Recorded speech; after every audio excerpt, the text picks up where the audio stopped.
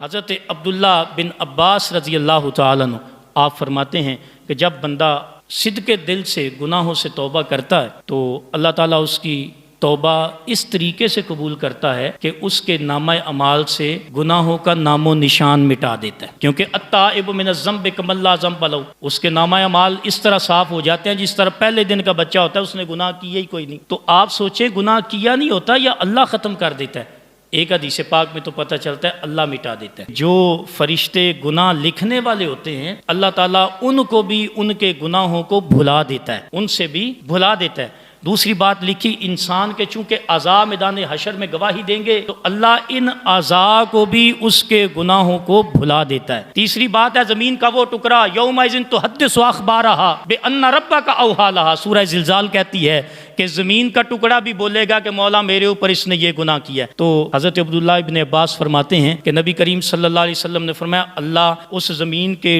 ٹکڑے کو جہاں وہ بندہ گناہ کرتا ہے اس کو بھی بھلا دیتا ہے۔ آسمان کا وہ حصہ جس حصے کے نیچے وہ کھڑا ہو کے گناہ کرتا ہے اللہ اس کو بھی بھلا دیتا ہے، کہ یہاں تک کہ جب وہ بندہ قیامت کے روز آئے گا اللہ کی کوئی مخلوق بھی اس کے خلاف شہادت دینے کے لیے تیار نہیں ہوگی، کیونکہ اللہ کی ہر مخلوق سے اللہ اس کے گناہوں کو ختم کر چکا ہوگا۔